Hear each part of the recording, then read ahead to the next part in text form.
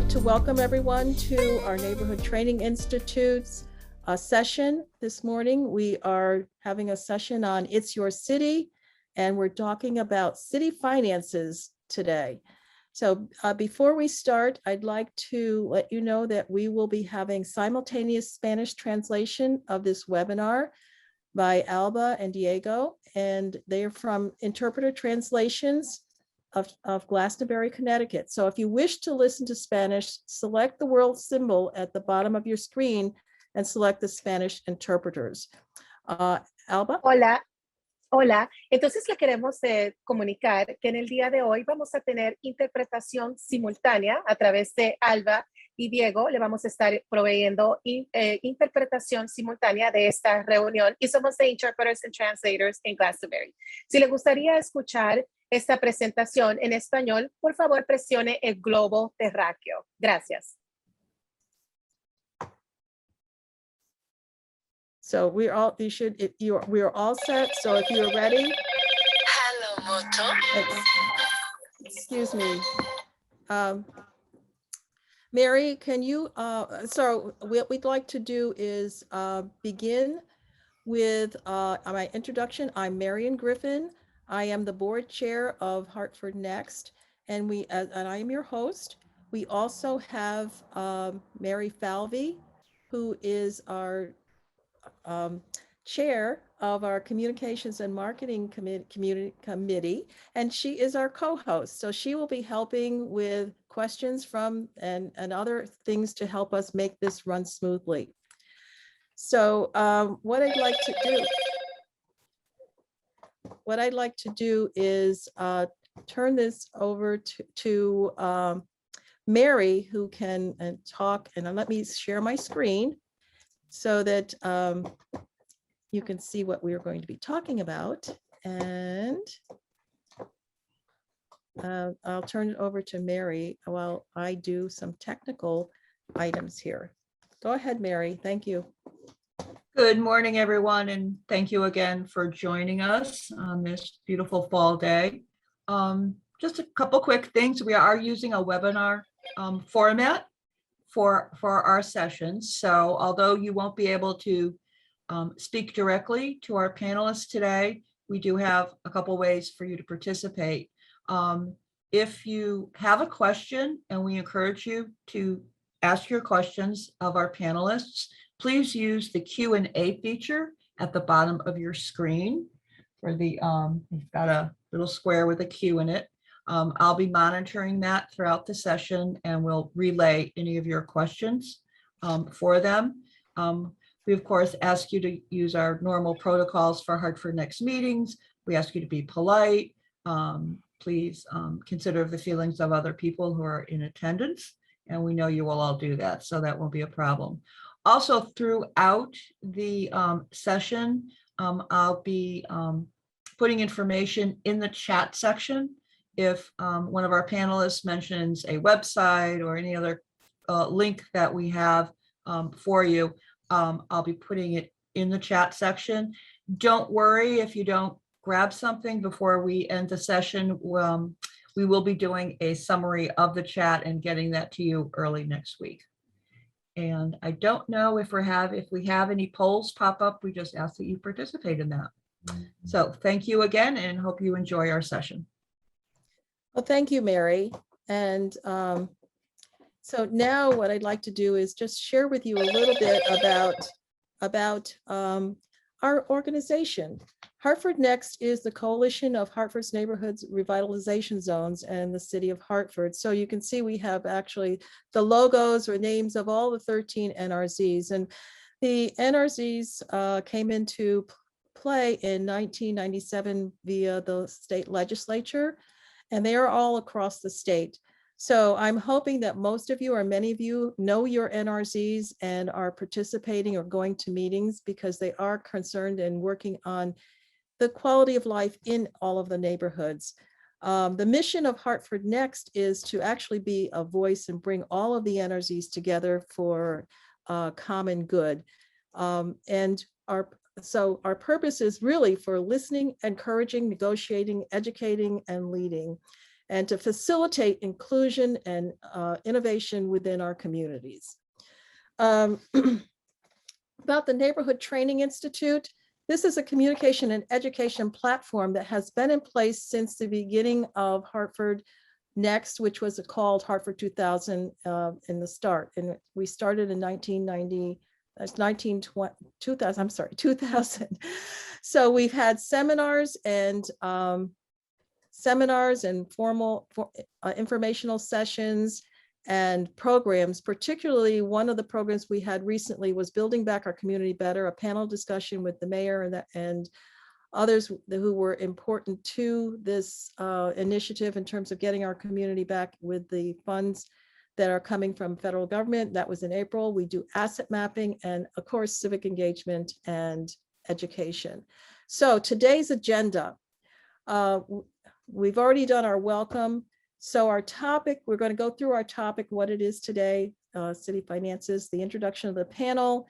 We will have a panel discussion and Q&A. And again, as Mary indicated, we would like for your input. So use the Q&A to ask your questions. And we will then talk and share resources. And we will have an evaluation and close. Our target is to close at 11:30.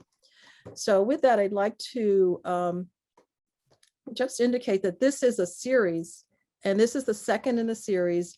It's your city, the city finances, who plans it, spends it, and who acts, yes, who, and so forth. So what I'd like to do now is turn it over to our moderator. And as you can see, we are focusing in on all of the areas of the city of Hartford so that we can become more educated and more engaged and more involved. So today, our moderator is Jeff Stewart. He has been a public service servant. We are fortunate to have him as a board member of Hartford Next, and he's had experience at both the federal, state, and municipal levels. So with this, I'll turn it over to Jeff, who is going to lead our discussion today. Thank you, Jeff. Thank you very much for the introduction. And just as we're going through this thing, my voice is a little hoarse today, sorry. As we're going through the presentation, I call them handlers, Mary and Marion will probably interject some things and directions, and there'll be some questions from the audience, and we'll take precedence over those. If those come in, Mary's going to interrupt, or I'm going to see her, and then we'll answer those questions. But I have some set questions, but again, we're going to take them from the audience. So the first thing I'm going to do is our panelists. I'm not sure if it's going to come up on the web on the board there, but our treasurer Adam Cloud is joining us along with his 20 years of experience. He's elected treasurer in 2011. He was the first African-American male treasurer in Hartford. He was assistant city treasurer before. He's secretary of the MRF board. He probably explain that later on. That's the Municipal Retirement Fund. Only retirees know that very well because that's where you get your money from. And he's chairman of the City Tax Abatement Committee. I'll go through the rest of the list, but it's a long list. And Adam, forgive me for not going through it, but I think people want to get to the questions down the road. So we'll just end it there. And then our other panelist is Jennifer Hawkenhall. Did I pronounce your name properly, right, Jennifer? Yeah. Hawkenhall. She's the director of office and management and budget and grants. She started the city in January of 2021. Originally from South Bend, Indiana, and most recently she lived near Seattle. She graduated from Indiana University, and she has over 20 years of experience in accounting and various CPA firms, not-for-profits, and for-profit manufacturing companies. Welcome, Jennifer. And our next panelist, third panelist, is Leanne Rawls. She's our finance director, and Leanne's been working for the city since 2006. After working several years in the public and municipal accounting. Leanne joined City of Hartford as comptroller, managing several of the city financial processes and reporting. And again, they have all have impressive background, so hopefully you'll be able to read more about them as go on, and you'll be intrigued after you is today and you want to find out more about them. So first up, we're going to start with Treasurer Cloud. And we're going to ask Treasurer Cloud if he can just provide us with an overview of the roles and his responsibilities as city treasurer. Treasurer Cloud. Well, good morning, all. And Jeff, thank you. I'd like to thank Hartford Next, Marion and Mary, for inviting me to this. Gracias a Hartford Next, a Miriam and Mary, por invitarnos a esto. Very exciting panel to talk about. Y entonces es una maravilla poder estar aquí. And let me first say I'd be remiss if I didn't acknowledge Jeff Stewart, for whom I've known quite some time, and quite frankly, but for his father, the Honorable John B. Stewart, I would not be involved in politics, because it was his father who asked me shortly after I had graduated law school to give back to the city, which started me on a very long pathway to my service in the city of Hartford. So much respect given to his father, the Honorable John Stewart. Thank you very much, Treasurer, for that. Gracious. So, yeah, no problem. Okay. So the role of the treasurer is first an elected office, and many people may or may not recognize that, but it's a unique position in the state of Connecticut, because the treasurer of the city of Hartford is the only elected treasurer in the state of Connecticut. And it was started back in the 1950s as a role that was created as a result of the insurance companies, who had then a much more vibrant role in the city. And, you know, Hartford was built on the insurance company, and they were, quote, risk averse. And so what they decided was to implement a elected treasurer to act as kind of a sounding board against the political structure and give an independent voice that's separate from the mayor and the city council. In that role, my responsibility, as articulated under the charter, is to be the custodian of all city assets. So that means I basically maintain the bank accounts. I maintain the bank account for the city budget. I maintain the custody of all city assets, including the pension assets, which are both the retirement plans for pensioners. Those are people that have served, obviously, for the city of Hartford and then receive a life benefit, but also the defined contribution plans and the city's 401A plan, which was recently created in 2019, as well as all of the city's trust. Collectively, that's about $2 billion of assets that my office is responsible for. The other primary responsibility is that I sign everybody's check. And so making sure that we work closely with Jen in budget, and then Leanne in finance. It is a very strong system of governance on how the city spends its money that creates accountability. And I think, quite frankly, that we don't get enough credit as a city, because we have one of the best systems of governance and oversight relative to our finances. And it should be recognized, especially given the quality of the talent that we have in both Ms. Hawkenhall and Ms. Rawls. Thank you, Mr. Treasurer, for that good introduction. I'm going to check with Mary to see if there's any, before I ask you the next question, are there any questions coming from the audience, Mary, before I proceed? Not yet. Okay, great. Okay, so the other question we have for you, Treasurer Cloud, is could you tell us what are some of the examples of citizens' dealings directly with the Treasurer's office? Can you repeat that? I'm sorry. Yeah, could you tell me what are some of the examples of citizens who deal with your Treasurer's office? What would a citizen, average citizen, come and deal with your office? Any dealings to do?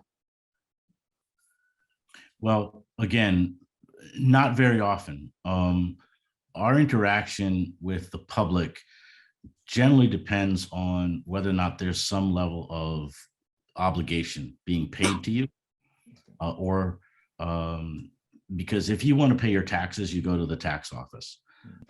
If you have a fine to pay in license inspections, you pay at the department level. What my office does is we collect those revenues and then deposit them into the banks. Now, there are numerous cases when individuals are paid, for example, if you've got a settlement with the city, if something tragic happened, like your house burned down, oftentimes, depending on the situation, if you've got a loan from the city of Hartford, we may have to countersign that check and then make sure that that check is paid out to you. But generally, we distribute mostly the expenses out of the budget. So we deal more with vendors of the city than we do directly with the public. Okay, great. Thanks for that clarification. The next question is, could you tell us how do bonds work for larger municipal development projects like schools, and for what projects is the city currently paying out, and are the bonds attractive to investors? There's a lot to unpack there, but happy to take it on. So generally, bonds are issued, and it's a tool used by municipalities to pay for infrastructure or capital improvement projects. And what that basically is that the city raises capital by the issuance of bonds through an underwriting firm who raises those dollars from investors. And the interest of buying our bonds is based on the yield or return that investors receive based on the credit quality of the city of Hartford. We financed a significant amount of capital projects over, at least over my tenure and in the history of the city. What it does is it pays for our schools, it pays for our road improvements, our sidewalk improvements, our upgrades to facilities such as City Hall. One interesting case relative to bonding was one when we used bonds to finance the construction of the Yard Goat Stadium, and I can elaborate on that later. But bonds, again, are a critical tool that municipalities use. However, Hartford had a history of spending a lot of money on bonding, and as a result of that, we found ourselves overweighted significantly with the obligation to pay that back. And when we start talking about the oversight of the Municipal Accountability Review Board, I'll go into this history, but fundamentally, there's been a decision made in which we no longer borrow money using bonds, but instead we use our general fund capital to pay for our capital expenditures. And further, I would add that bonding is one of the very few tools that we have in the city, because Hartford only receives revenue as a result of property tax, and the rest of our aid comes from the state. Since we can't collect sales tax, the state collects most of the taxes and fees that occur. And so then we wait for the state to provide us with grant and aid. Thank you. Mayor, I'm still doing okay with time. I can keep going. Okay, I'm gonna keep going. You're fine, you're All right, fine. great. Fine. All right. The next question we have for you, Treasurer Called, is more of a bit broader one, but what would be the one area that you would like to see be a top priority in order to get Hartford back on firm economic footing? Well, again, I gotta say, I love these questions. They weren't mine, so I can't take credit for them. So. I love these questions because, you know, Hartford is a dynamic place. It has a long history of good governance, great people, but ingenuity. If we look back at the Industrial Revolution, Hartford led the way with regards to that. At some point at the turn of the 20th century, Hartford was the richest city in the country because we had things like the Colt factory, and because we had things that moved us into the industrial phase of America's economy. And we also have always relied heavily on our insurance company, which still maintains today as one of the strongest environments for insurance in the world. I think that Hartford has also gone through what I like to call it has a nostalgia problem. And with that, and I say that proudly as a Hartford boy, born and raised, is that we tend to think back about how it was when G. Fox was operated, or when the Civic Center had Lutkins. And instead, I think we always need to be thinking forward. And our economy has changed. We're more global today. I think we need to be thinking about how we make Hartford a smart city with technology, where we make it pedestrian friendly, where we have affordable housing for all. But to make Hartford better, we've got to be investing, not just in our downtown, but in our neighborhoods. We have some phenomenal parcels and properties within this city. If you look in the South End, or if you look in the North End surrounding our parks, these are all Olmsted parks. Olmsted, the same guy that built the park in New York City. Central Park. Yeah. So thank you, Central Park. He's the same guy. And those rings of houses, Ridgefield Street, and those around that area are historic and beautiful. And so one of the things I think would make Hartford stronger is if we had more home ownership. And so I recently and soon hope to announce a program that I'm working on with Liberty Bank that will provide a new structure for underwriting criteria for Hartford residents, a waiving of fees relative to title insurance, as well as some down payment assistance that will promote homeownership. Because to me, a city is not vital unless that city has a robust homeownership. And we do not have a lot of homeownership. We have a lot of rental. And so to answer the question, Jeff, I think one of the things we've got to do is we've got to create homeownership that creates wealth, and wealth begets a stronger, sounder city populace that makes Hartford a stronger place in general. Great, thank you. One last question, and then after that, I'm going to try to drag your other panelists in. But this is, and you mentioned the pension, you receive the pension. Could you just give us a little insight and how our pension is? We read about other municipalities, places that have problems with pension funds. I'm not sure Hartford has the same issue, but I don't think it does. But maybe you can just talk to us about that.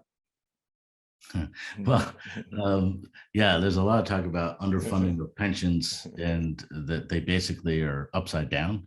That is not the case in Hartford. Let me state very clearly. Hartford is funded at around 74%, which is above the norm, number one. Number two, just a week ago, we reached the highest market value in the history of the fund at $1.23 billion. When I became treasurer, it was valued at $850 million. So we've been able to increase the value while paying out approximately $120 million in pension benefits per year. So what does that mean? That means on average, I'm generating somewhere around 9.4% per year in return. That doesn't happen every year, but since inception, that's the number. And that's a tremendous number. Now, let me speak soundly on the question of a pension fund. I'm an advocate for defined benefit plans. I believe that when an employee of the city of Hartford decides to work for the city of Hartford and puts his or her blood, sweat, and toil into the city for 20, 30, 35 years, we negotiated and agreed as a municipality to pay that obligation. And as a result, I think that is iron tight, and I don't think it should ever change. And I think that we have the obligation to do that.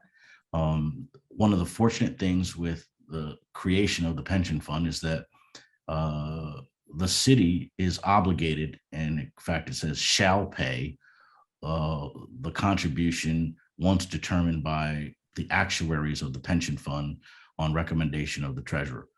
So that means no skipping payments, and other cities skip payments. And when they do that, I'll try and make it very simple. If you went away on vacation for a year and didn't pay your mortgage, when you got home, you'd have to pay that mortgage obligation. So the way Hartford is structured is there's no vacation on payment. and that has held us up in good stead. And second of all, there are over 3,000 participants, retirees that dutifully wait every month to receive their payment. And my job is to make sure that that payment is made on time and accurately. And we have historically done that, and we will continue to do that because that's my responsibility. Great, thank you. Now, the next question I have, Jeff? I'm sorry, yes, Mary. Excuse me, Jeff, we do Yes. one question for Treasurer I'm sorry, Cloud go ahead. is if when this program with Liberty Bank goes online, what's the best way for people to find out about it? I'm certain, one, that there will be a lot of press from Liberty Bank, but I'm also going to post it up on my website, which is www.hartfordcitytreasurer.org. Great, thank you. And that is in the chat session for everybody if you want to copy that link. Thank you. Yeah, and I just add, if I may, Jeff, that on that website, there's a lot about my office. There's things around how to access us, what my staff, who they are, what they do, the divisions that report up to me. And, it's a pretty good resource. I also, one of the things I'm very focused on, and we share on the website regularly, are kind of retirement insights, articles, and sightly information relative to retirement planning, as well as educational materials on being financially secure. So I'd encourage everybody to take a look at that. Thank you for that information. Absolutely. Then the next question, and all you guys could respond to this one to help out, but it's dealing with the State of Connecticut Municipal Accountability Review Board. I was wondering if Treasurer Cloud and maybe Sir Liam was around the time, or Jennifer can jump in and just explain what that is, how we got there. And then after you do that, I'm going to ask each of you if you can tell us how that relationship has affected your services and delivering your services to the people. So it's a long one there, but start with, if you guys can kind of walk us through a little bit about what that board is and how it's affecting us. So, ladies, you want me to take the beginning of this, the history and origins? Okay. So it's actually an interesting story. I was thinking about it more this morning to make sure I got the details right. So I was sitting around as the treasurer, and I got a phone call from the financial advisor for the rating agencies, the people that determine, how good we are relative to the management of our city. And they were very upset with the city, suggesting that they thought that we were going to be in financial ruin. And so this guy who I used to work with reached out and said, Treasurer Cloud, I represent these guys and they want to have a sit down with you. And we started talking about it. And after that conversation, it was a very challenging conversation because they thought that we were in dire straits. And he said to me, Treasurer Cloud, remember when you and I did a deal a couple of years back, and it was around Front Street, and I had done the bond work for that transaction. And one of the things that we implemented in the transaction was to guarantee that the developer didn't default. And to prevent him from defaulting, we put in a clause that suggested that the state would come in the case of a default and cover the debt service payment, the obligation to investors. And so the guy looked at me and he said, well, Treasurer Cloud, what if we tried that in the city of Hartford? And I was like, I don't think it's ever been done. And he said, well, that doesn't mean we couldn't try. And so I then brought that to the lawyers that helped me, including who was then Representative Matt Ritter, who's now Speaker Ritter, who used to do a lot of legal work for me. And he and I kind of hashed this out, and we came up with a structure, and we brought it to the state of Connecticut, Office of the State Treasurer. And what ended was an agreement, a contract assistance agreement, in which the state agreed to pay, going forward, all of our outstanding debt. This has never been done in the history of the United States. It's a one-time deal because nobody else has ever gotten that transaction executed. But what it means is all of our outstanding debt, which was about $756 million at the time, would be paid for by the state. So we were free of making that annual debt payment, which is approximately 50 some odd million dollars per year. Now, nothing in the world is free. And so the state legislature and the governor at the time said, okay, if we're going to do this transaction, then we want oversight. Hence the creation of the Municipal Accountability Review Board. And the Municipal Accountability Review Board set up a number of levels or degrees of how bad off you were, from level 1 to level 4. We ended up being in level 3, which meant that for 5 years, we're going to have oversight by the state. We weren't allowed to and aren't allowed to issue bonds unless under special circumstances. And if we did, we'd have to go and get approval from the state. What it also required is we have to monthly go in front of the MARB board. And fortunately, Leanne and Jen have to do all that. But we have to report in and give them an update. And I would say that initially it was kind of a slap in the face a bit, because it was like, oh, we have to give up our autonomy as a municipality. But at the end of the day, I think it's boded very well for the city, because it has got us very focused on our finances. It's got us clearly a better insight on how we spend, how we budget, and as a result has created a lot of restraint that I think has benefited us in the long term. And I share that. Any thoughts with Jen on that too? Thank you, Treasurer Cloud. And then the other question, and maybe we'll give you a little break. You could think about this, and then I'll go to Jennifer or Leanne to answer the question how that board has affected your delivery of services to people in Hartford. What's the impact have been on that? Maybe start with Leanne first, and then go to Jennifer, and then Treasurer Cloud, you can answer. That way you get a little break. Good morning, everyone. Again, my name is Leanne Rawls. I'm the Finance Director for the City of Hartford. So the effect of the MARB on the Finance Department has really made us tighten our controls down to a daily level. So what has happened is every month the city goes through all of its monthly financial transactions, and then we have a close. And that close typically happens 10 to 15 days into the following month.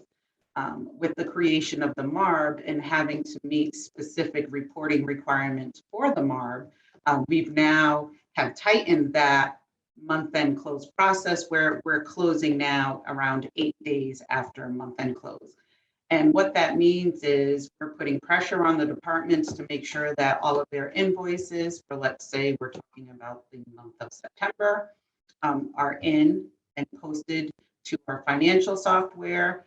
All deposits are posted on the financial software. Any credit card transactions are processed on time. And then that gives Jen and her team the ability to report accurate information to the MARB on a monthly basis. The other change it's had on the finance department is we are required to provide a monthly report on tax collection. So now we went from just doing standard monthly reporting on tax collection to get through the close process to actually daily, weekly, and monthly reporting on tax collection. So we've really strengthened our ability to report on what happens with tax activity. Thank you, Leanne. And Jennifer, do you want to tell us about the impact it has on your office? Sure, thanks, Jeff. So I'm Jen Hawkenhall, again, the CFO and the Director of Management, Budget, and Grants here at the City of Hartford. So I started in January of 2021. So I only know the city being under MARB. So I'm not sure how it's changed over the years, but I do know that we work tirelessly here in our group. Our team works. I feel like all we ever do is work on reports for the MARB. We actually have the monthly meeting, which we refer to as the full MARB meeting, where we go with other municipalities and we present on our financial reports, which are budget to actual reports. So we'll say our next meeting will be in November, and we'll be reporting on September's financials. So it's kind of a couple months off, but all that information is also posted on the website of the MARB. So I can share that link. It's got a lot of great information on it. I think I actually refer back to that link probably more than any other link because it's such a great repository for information. So it's not only the City of Hartford's financial information a month at a time, it also has contracts. We have to present to them contracts for review and comment for anything paid out of the general fund over $100,000. So you're not going to see capital projects and things like that. But for instance, a uniform contract, we'll have to take it to the MARB and they'll review it and they'll ask questions and make comments, and then we'll move forward with approving the contract. So that's another item that the MARB works on. And also union contracts. They are required to approve. They review and approve the union contracts, whereas regular contracts, non-union contracts, they just review and comment. The union contracts, they actually approve. So there's a long process through that. We have to provide them a lot of information, but again, it's the oversight, right? They're not here to nitpick and be deliberately a pain, right? They're really here to support us. So we have a contact at the MARB who we work with. He's fantastic. We have phone calls and we talk through things before meetings to make sure he doesn't have questions and asks us questions that might come up in the meeting. So I really feel like it's definitely a hand-in-hand group that we work with. It's not adversarial. I find it to be just a very supportive group of people who are just here to help us make it better. So while my team says all we do are create reports for the MARB, I think it's great. I appreciate everything that they're doing, and I think it keeps the city to continue to just kind of do what we have to do to move forward. Thank you, Jennifer, for that. And we'll go to the Treasurer Cloud to answer the question in terms of how it's affected his office, and then we'll give him a break and he'll start asking the others questions. Okay, Treasurer Cloud. No, I think that my colleagues here have really summarized the benefits of MARB. I agree that it has been beneficial, as I previously stated, and ultimately, I will just underscore there is a sunset provision relative to the MARB, which means at some point it goes away. I can't remember the exact date, but it's in 2022. So post MARB, I think those lessons learned have been embedded into our system, which means I have no doubt that we will continue to operate at such a high level. And then again, I want to highlight that the City of Hartford's financial reporting is superior to many, and it isn't recognized enough, but we've been recognized by the Government Finance Officers Association multiple times for the work that Leanne and Management and Budget have done over the years. And people don't realize that the finance department of the City of Hartford is one of the best in the state. And that goes, there's no pats on the back for that. I don't think anybody's looking for it, but it should be recognized that the finances of the City of Hartford, the taxpayer dollars that you pay, are being administered and being accounted for and then invested and budgeted very effectively. Thank you very much, Treasurer Cloud. Now you can take a little rest, and I'm going to focus on, I'll go to call Jennifer up, Jennifer Hawkenhall, who's our CFO and Director of Office of Management and Budget, and I have some questions for her, and then we'll share questions, and we'll go to Leanne, who's patiently waiting there. First on Jennifer, I was wondering if you could just tell us, what the different divisions in your office and how that works. Yeah, great. Thanks, Jeff. And thank you to Hartford Next for hosting us today. I'm really appreciative of this opportunity to share with people who are interested in what we do as a city. I think it's really important. So I'm excited to be here on this Saturday, and I'm grateful for the folks that are also with me on the panel, but also listening on this beautiful Saturday. So thank you for taking time to do that. Our division, I'm just going to flip to my slide so I'm not, there we go. Thank you so much. So this is our structure. We have one administrative assistant who works in our office to kind of support us as a staff, but our departments our divisions within our department is our budget development and management group. So they're who I spoke of that work together to provide the MARB report every month. They also work directly with the individual departments. So we have, one budget analyst who's assigned to Department of Public Works, Health and Human Services, and they work directly with that group so that they make sure that they're staying within budget and also helps us with our reports. We have a grants division, which as I was preparing for this presentation, I realized you could do an entire day's session on what our grants department does. I knew what they did, but as I thought, oh my goodness, what are the questions they could ask? I realized I had to have conversations with them, and the information that they provided me was great. So they do so much work in the community, likely things that no one really understands, because unless you're a nonprofit, you don't usually work in that space. But I learned a great deal of information, which I'm happy to provide today, or happy to just give you the contact for Evan Johnson, who's our director of that group. Lots of great things that come out of that group. We have our revenue division, which is one person. She works on collecting non-tax revenue. So if you get a citation from the city for trash, if you rent from the city, you have a small business that rents a little space, we collect the rent, we do invoicing for those kind of things. So she does that, but only non-tax. So we do not dabble in taxes in our group. That's all Leanne's job. We have risk management, which again, one person, she works with workers' compensation. She handles our insurance reviews. She handles all of our anything insurance related, but not health insurance. That's for next time. That's handled by our human resource department, but she handles all the normal risk stuff, I guess, without the city.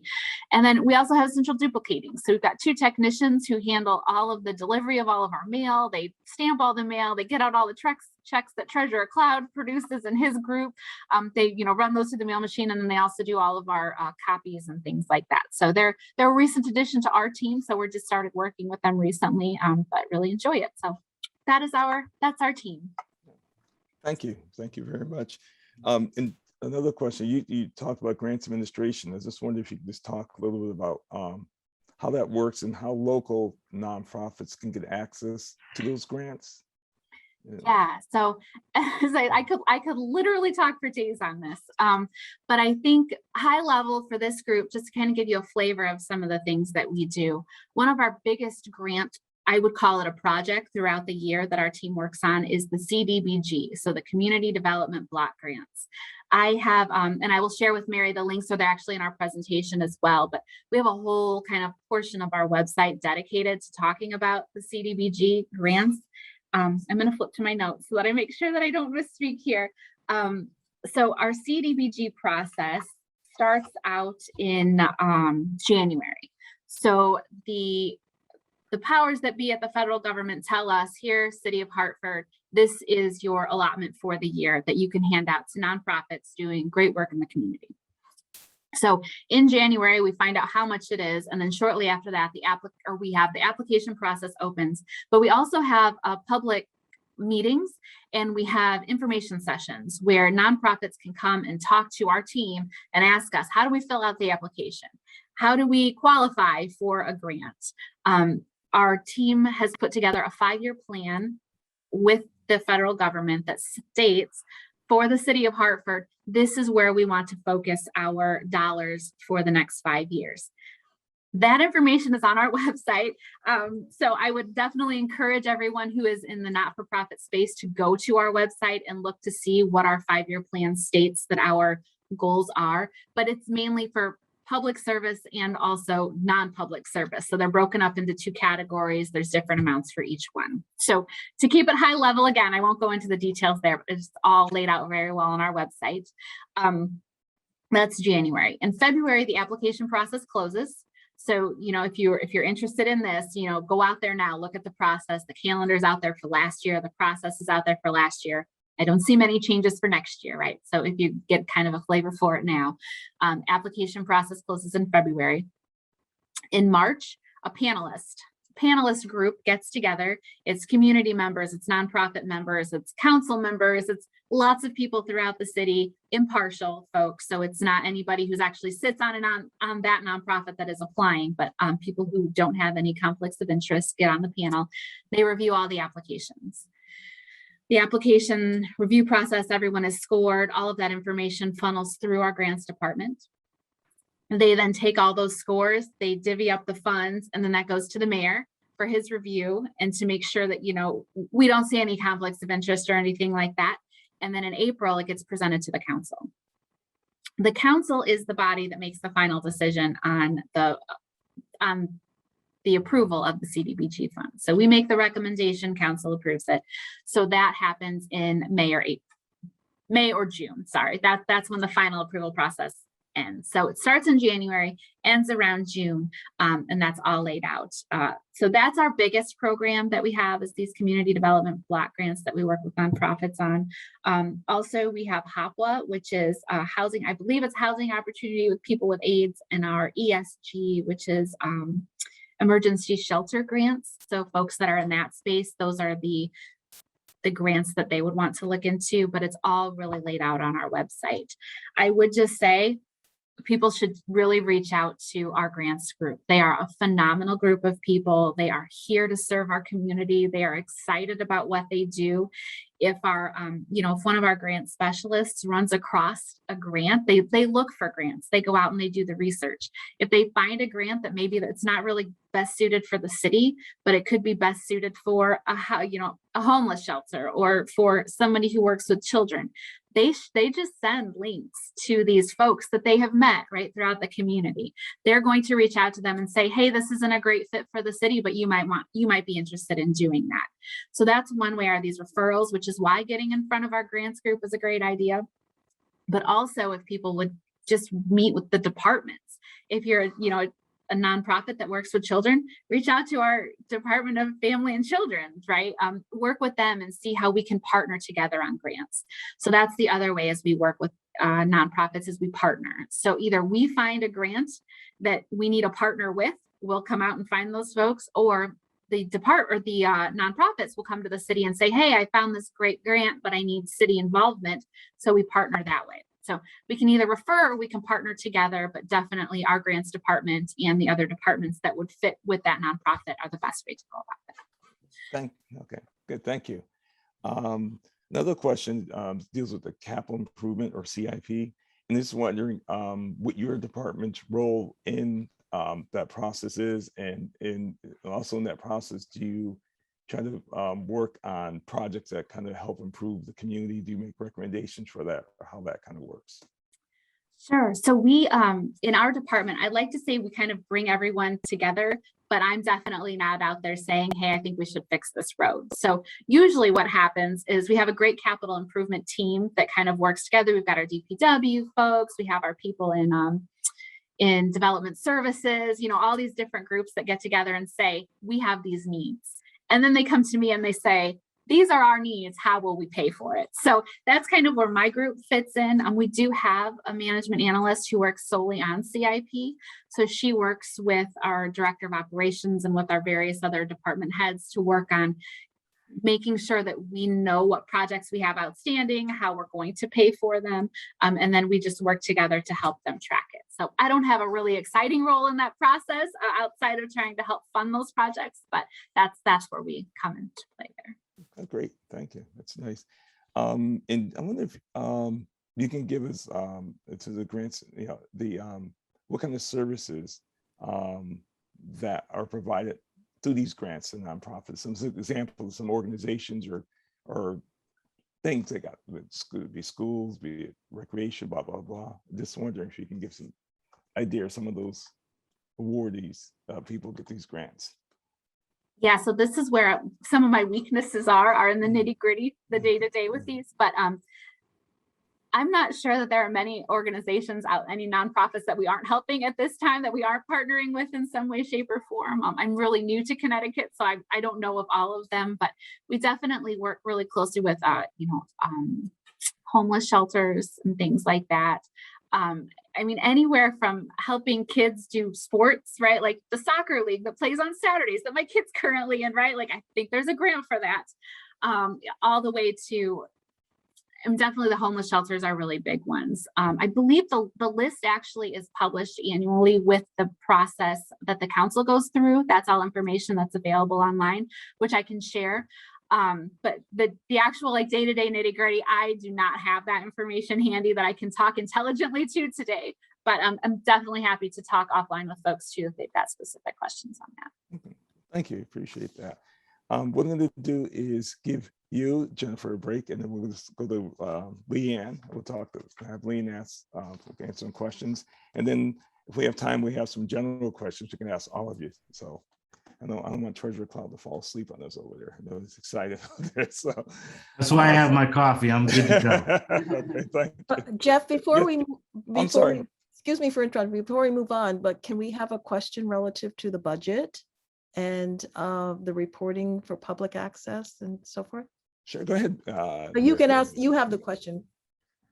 You want to ask Jennifer specifically that, or all of them? Yes, that's for Jennifer. That's for Jennifer. Okay, Jennifer, you're back. I'm sorry.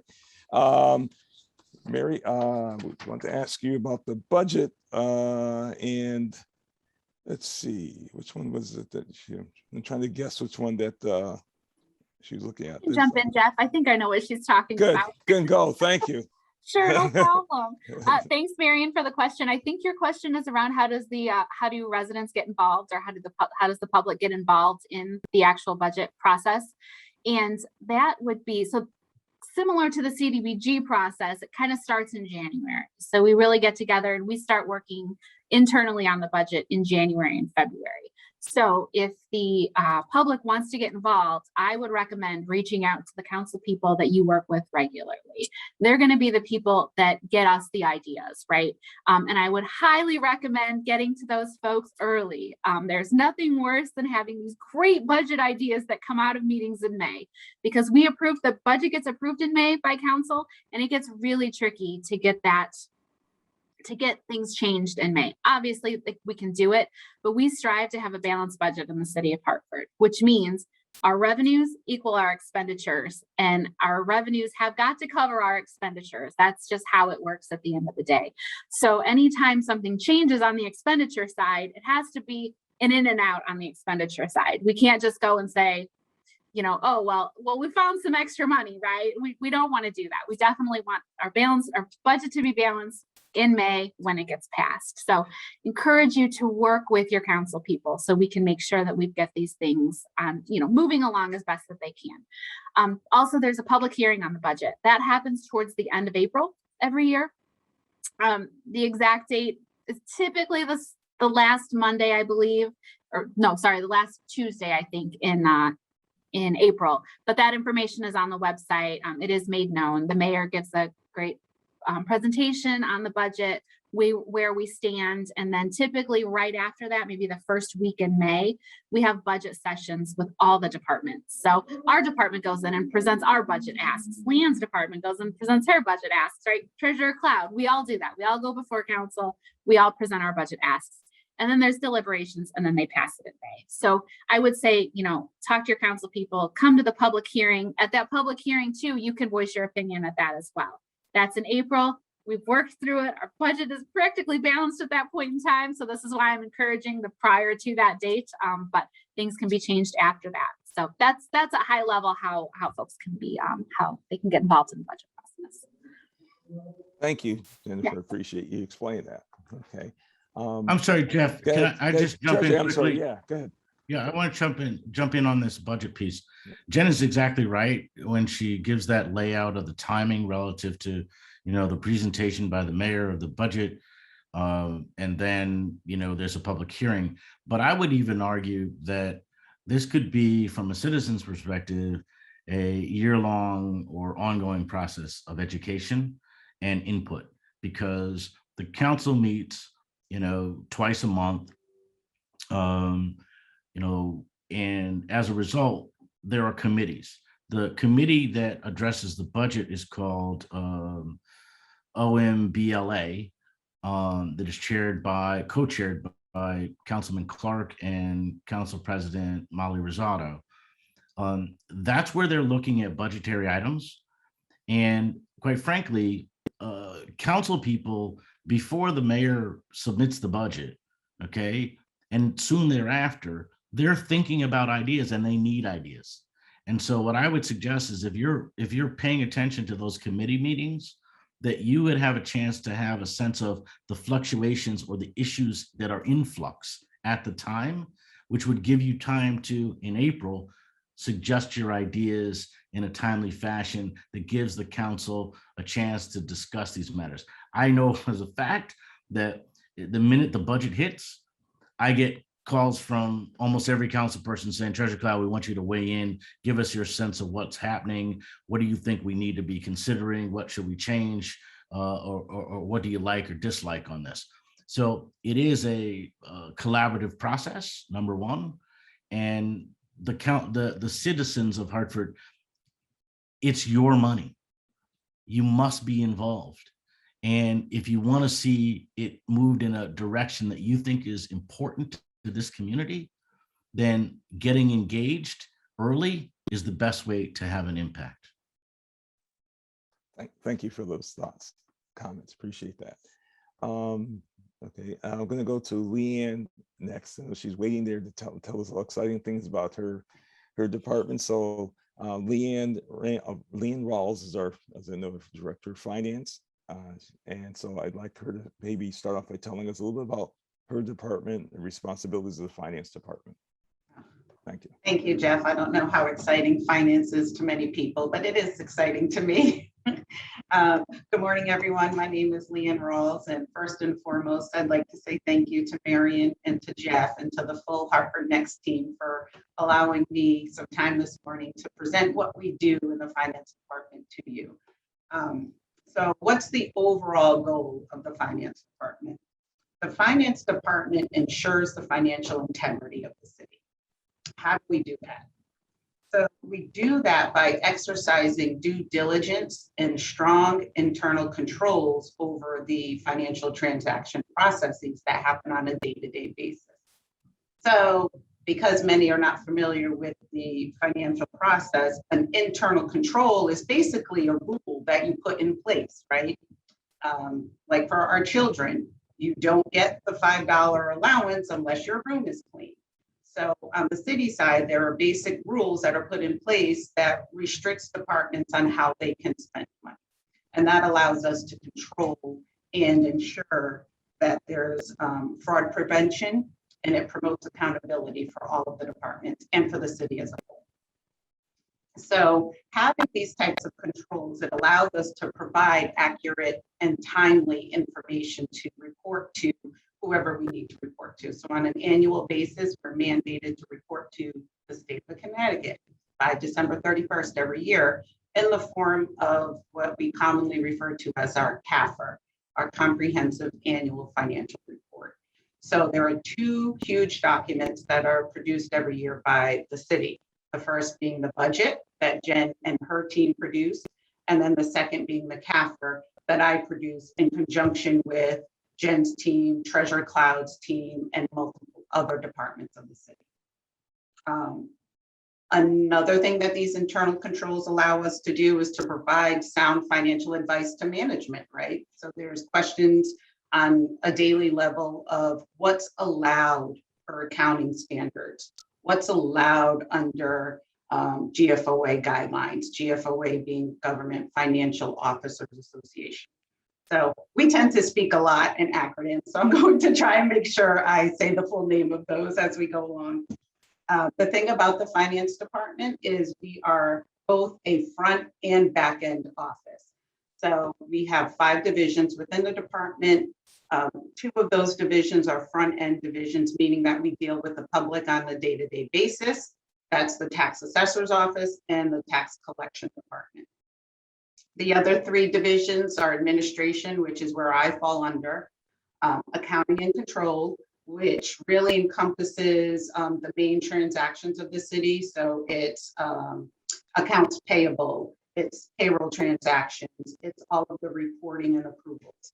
And then our last division would be procurement. And our procurement division also includes contract compliance. Can we go to the next slide, please? So I just want to give you a quick summary of what each of those divisions do. And a little bit more about finances. We have 46 positions within the department. I have several vacancies at the moment. So if anyone's interested in doing some accounting work for the city or some procurement work, we also have openings right now in the tax assessors division. Please please check out the city's website and the job openings, because there is a constant swing of positions available there throughout the city, not just in finance. In the accounting division, this is where, as I mentioned before, we do all of the daily financial transactions. There's a lot of approvals. So our transactions start in the departments, like Department of Public Works. They will present an invoice for payment of sand that they put down on the roads during snowstorms. So there's an approval process for the invoice within the department, and then the invoice comes to the finance department for final review and approval. Once finance review and approves that invoice, we put it in a collective group that we then present to Treasurer Cloud and his team. And we say, Treasurer Cloud, we believe that these invoices are accurate and that the city owes these obligations, and would you please consider paying them? And then Treasurer Cloud and his team will then approve what we call the vendor run, the cash disbursement run. And then he will cut the checks. And that's when he says he signs off on all checks of the city. That's partly what he's talking about. Our pre-audit division, which is also called accounts payable, we process about 50,000 invoices annually. So we're looking at these either on the screen or in a paper form. Those invoices come through from the city departments, they come through from the Board of Education, and they also come from the Hartford Public Library and the Hartford Parking Authority, excuse me. In addition to this, within the Accounting and Control Division, which is the largest division in the Finance Department, we process payroll. So we process weekly and bi-weekly payroll for the city's full-time and part-time employees. We also process monthly payroll for the pensioners of the city, and that's about 3,300 or so pensioners right now. And then we do all of the mandated reporting for the federal government and for the state government, for the city, for Hartford Public School Systems, for the library employees, and the parking authority. So that's the Accounting and Control Division. In procurement, we have a team of about 9 people, and we provide purchasing services to all the departments citywide that allow the departments to meet their goals. So as I mentioned earlier, the Department of Public Works needs to buy sand every year so that they can properly treat the roads before a storm system. If they know that they're going to spend $100,000 on sand, they work with the procurement department to make sure that there is a fair and open competitive process to all of the vendors that provide sand to local municipalities, and they make sure that they can get the best price so that they are managing their budget appropriately.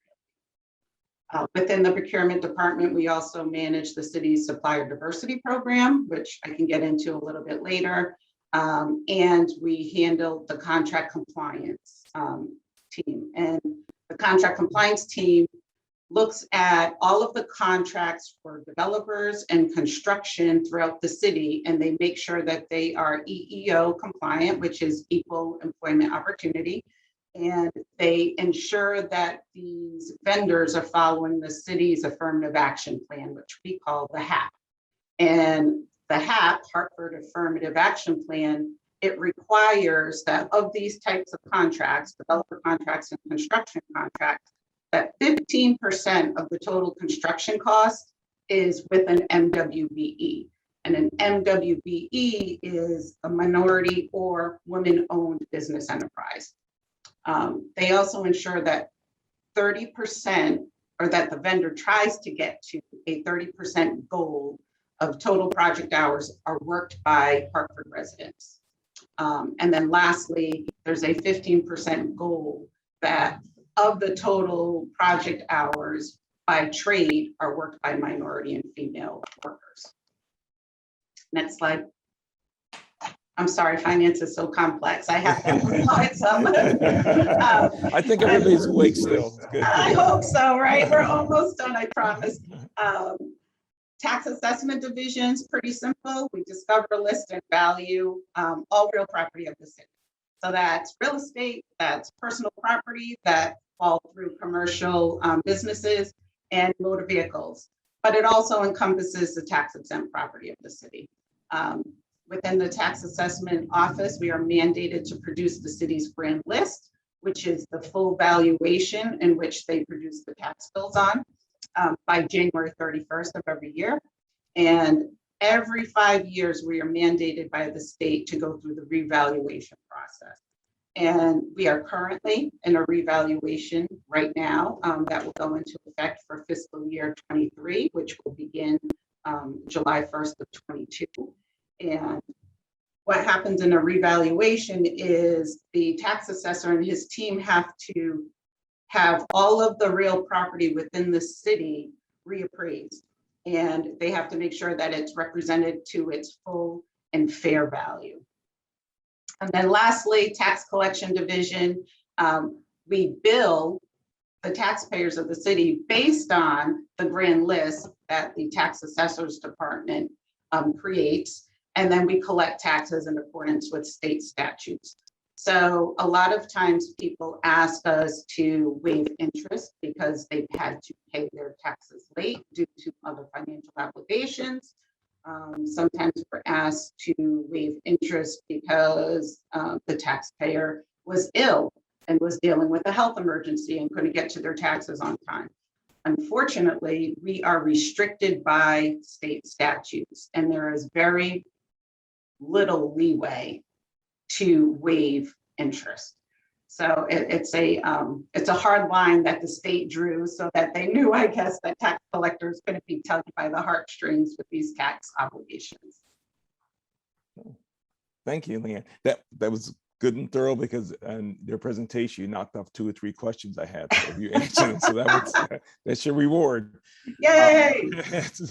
But one question, if you don't have the answer, maybe you can get to later, is just that people are curious in terms of what is the amount or a percent of the city's revenue that is tax revenue? I don't know if that's you have off of your head, or maybe you can provide later on. Sure. I know people are interested in that. So on a budget basis, about 49% of the city's revenue budget is based on taxes. Okay. On an actual basis, when the year is finished, so right now we're looking at fiscal year 2021, which ended on June 30th of 2021. Total taxes collected represented about 47% of the full amount of revenues collected by the city. Okay, great. Thank you. In your presentation, you mentioned about the local vendors, and so it's written in the contract, I guess, about doing business with local vendors. And just curious in terms of how is that pretty much publicized? Do people know about that? People waiting at the door knowing that they're going to be able to get that? Is that something that is pretty much well known throughout the local vendors in the area? So most local vendors are aware. There's, I assume you're speaking to a local vendor preference for doing Sure. business with the city of Yes, Hartford. I'm sorry. Yes, thank you. Yeah. So we ask that all of our vendors register through the city's purchasing software called Planet Bids, and there should be a link in the presentation that people can go to get to the Planet Bids portal. If you are a Hartford-based business, so your center office has to be within the city of Hartford, and you are going for the same job that somebody else who is not residing in Hartford. Their business may be based in East Hartford. And through the whole RFP process, that East Hartford vendor had the lowest bid to the city, meaning that he's saying he can do the business for the lowest cost of everyone who responded to this bid. The local Hartford vendor has the opportunity, as long as their original bid is within 15% of the lowest bid, to take the bid at the lowest cost. So you always have an opportunity to one up someone who is not in Hartford. Great. Thank you for that. I'm going to turn to my handlers to say, do I have time to start the general questions, all of them, or how are we doing in time-wise there? You can go into general. That's Okay, if you have great. no, that's fine. Okay, good. Thank you. All right, we have some general questions for the guys, and the question is, the question I'm going to ask is, what has been your office's challenges in delivering services that residents and you expect from your office, and what is in place to overcome those challenges? And I can start with Treasurer Cloud, and then we'll go to Jennifer and then Leanne.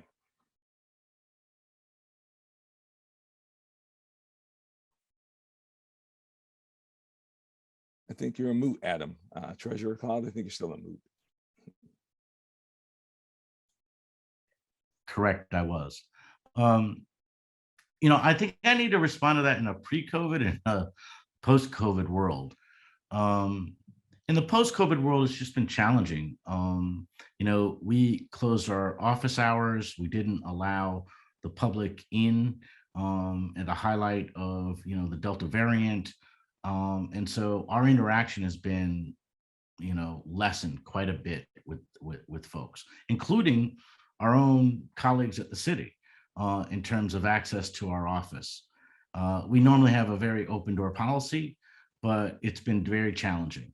So I'd say COVID has been a major challenge, but generally we are customer service based in my office, which means when you come to the front door of the office and you've got a question, whether that's a question to pension or whether that's a question to my custody of funds division, we're there to be responsive. And, I try and instruct my staff that we get to yes.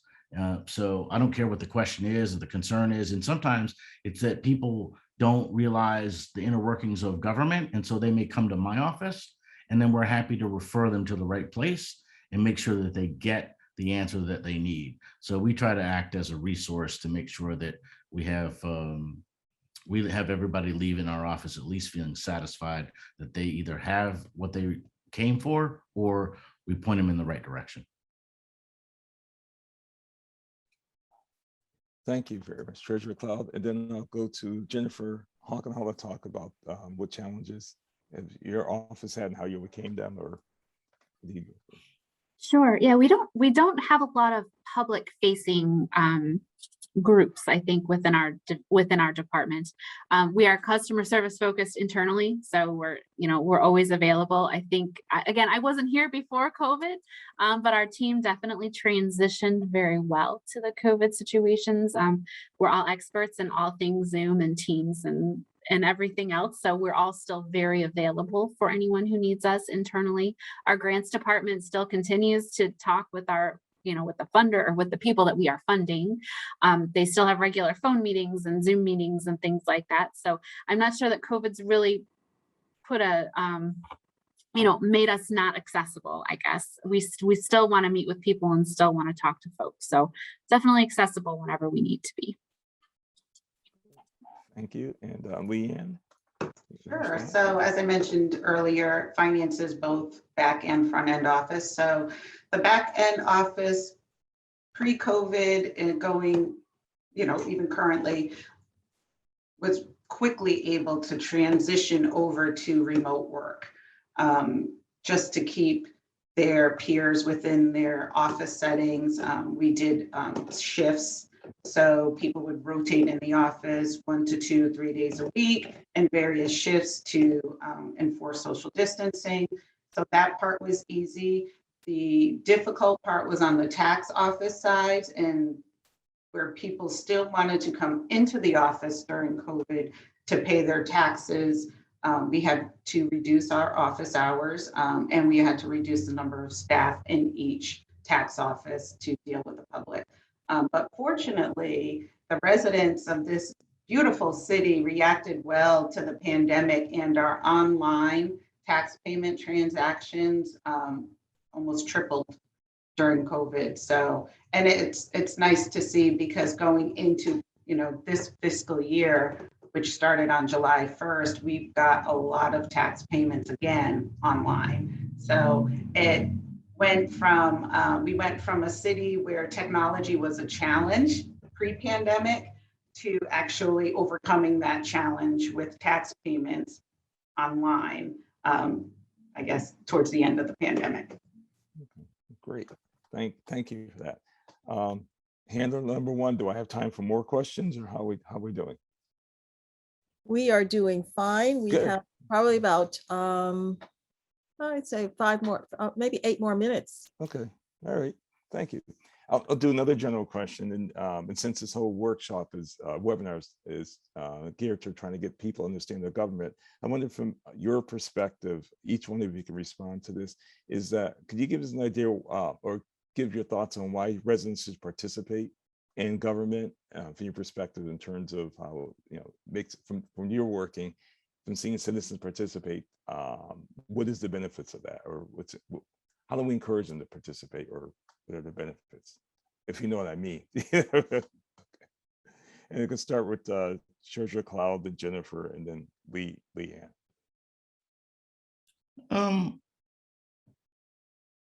Well, first, I want to talk about why you should be involved. Number one, it's your city. Number two, you pay taxes that pay all of our salaries. And so we work for you. And, as an elected official, I think after 3 different campaigns, I probably knocked on over 100,000 doors in this city. And I've gotten to know a lot of folks, but getting to know more of you is important for me, because having that one-on-one experience with the residents that I represent, make sure that I'm focused on what your needs are. And so I've always been an advocate for more engagement by our citizenry, because I think it's critically important. We shouldn't be operating in a bubble without the interaction from the people we represent. And so I'd encourage that. The second thing is, whether it's phone, email, or a text, if you guys want to reach out to my office, please do. I'm happy to answer just about any question that exists. Part of the challenge of being around for so long in Hartford is that I've had a significant experience in almost everything related to this city. And so maybe I can be helpful or thoughtful in trying to address questions or concerns that you may have. Thank you, Treasurer Cloud. Jennifer, if you can comment on that. Sure. So this is just me speaking, not as the CFO, but just as a fellow neighbor, I guess, now in Hartford. It's just more fun to live in a place when you're involved in the government, in all honesty. I went from South Bend, Indiana in 2018 to Washington from 2018 through 2021. And now I'm here in Hartford. And when I was involved in the government in South Bend and involved here in Hartford, I love it. I love living here. I love getting to know my neighbors. I love working with my colleagues. I love understanding what goes into making Hartford a great place to live, work, and play. I wasn't that way in Washington. I wasn't involved in government, and we didn't like it. It was boring. Like, we didn't have fun, right? We weren't engaged in our community, and it truly made living there less exciting, even though they had beautiful mountains, right? So they had all these great things, but we love it here in Hartford. So just from one resident to another, getting involved just truly makes it more enjoyable. As the CFO, we work really hard on that budget document. So if you want to read it, we would love it. If you want to talk about it, call me. We literally blood, sweat, and tears go into making that. And I would honor any discussion about the budget. So call me, text me, come stop in our office. We'd love to talk. Thank you, Jennifer. And Leanne? Well, to add on to what Treasurer Cloud and Jen said, definitely get as engaged as you can. And it's difficult to do that on the finance side because we don't have a lot of opportunity for community engagement in finance outside of input into the budget. In my department, the only board or commission is the Board of Assessment Appeals through the tax assessor's office. So if anybody's interested in participating on that board, it's 3 positions to that board that are appointed by the mayor. And I will add, it is the only paid board position in the city. So fortunately, if you do participate in our one board, you will be paid. So that's a great thing, right? Great. Thank you very much. I see my handler number 2 came up. Mary, there's a question from the audience. Yes, and actually it's from me, but throw it out to any of the panelists that wish to respond, is I just put in the chat section for everyone the link to Hartford's Open Checkbook, which I think is a great service available, and maybe you can let the audience know what's on there and how what they can find there in regards to city finances. Okay, thank you, Mary. And then we can go through again. We'll start with Treasurer Cloud, and Jennifer, and Leanne. Well, I got to turn that one over to Leanne. That's really the finance department. All right. Child. Sure, I can take that one. So Open Checkbook is a listing of all of the cash disbursements that leave the city of Hartford. So it gives the residents an opportunity to see what type of things that their tax dollars are paying for. This service is updated electronically. It's done through our IT department and our financial software provider.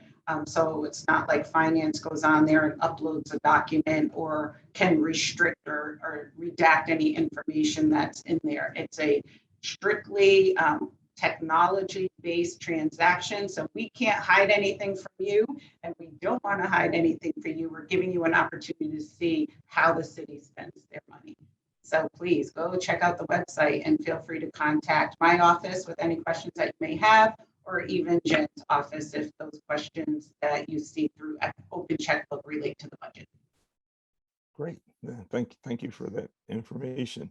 And then we're getting close, but I'm wondering if there's anything that we've missed in the discussion you want to share with people about initiatives in your department or things going on, or any thoughts like that that you might want to touch upon. And as you go through that question, I'll throw another question, which is just me being curious. Is the city ever looking at doing cryptocurrency? I have 2 Bitcoins. I need to do something with them. But anyways, I'm wondering if cryptocurrency is something that the city's looking at. But just in general, just any other things you might want to add in general that we may have missed, or information you want to share to residents about your organization or any initiatives. And we'll go. Jeff, that's a flat no on cryptocurrency. It's just not something that it's just not something that I've spent any time thinking about.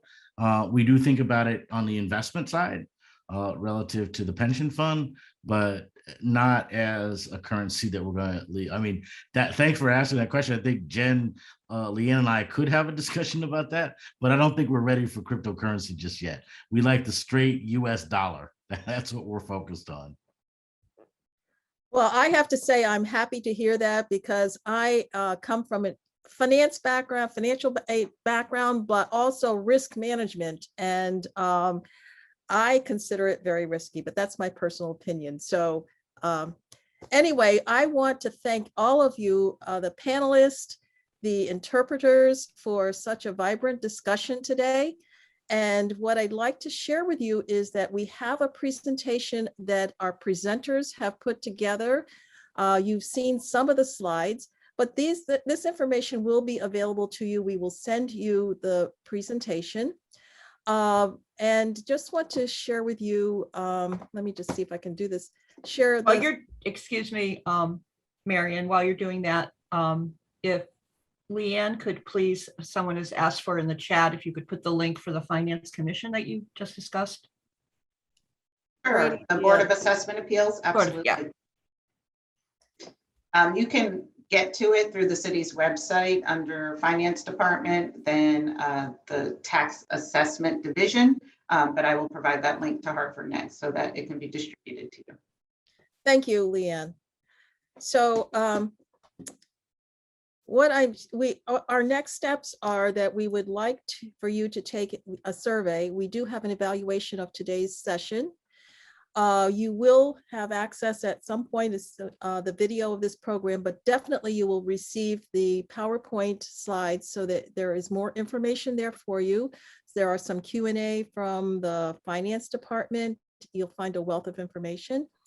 And for our next session, we are which will be November 6th, we will be focusing on city operations and community engagement. So that would be Thea Montañez and Janice Castle. And we look forward to you joining us. You can join us. The website the link to the registration will be on our website as well as in the PowerPoint presentation that you get.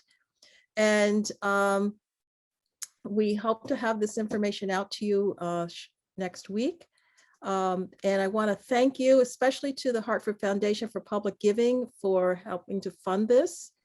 I also want to give thanks to today's panelists, the Honorable Adam M. Cloud, Jennifer Hawkenhall, welcome to Hartford, Jennifer, and Leanne Rawls, and today's interpreters, Alba and Diego, and our moderator and co-hosts, Jeff Stewart and Mary Falvey.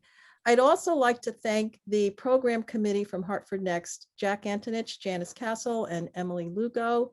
And last but not least, because Hartford Next is the coalition of all the NRZs, if you have not attended your NRZ or you don't know that you have one, you can go to the Hartford Next website, and there is a link to show you all of the NRZs and how to contact them when they meet and so forth. So get involved in your neighborhood if you're not already.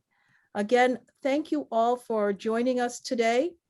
Would like to make sure that you become engaged and involved. And as Jennifer said, the more involved you are, I think then you can feel like you can be doing something to help your neighborhood, your neighbors, and your city. So any last comments from anyone before we depart today? Go Hartford. Go Hartford, yes. Yeah.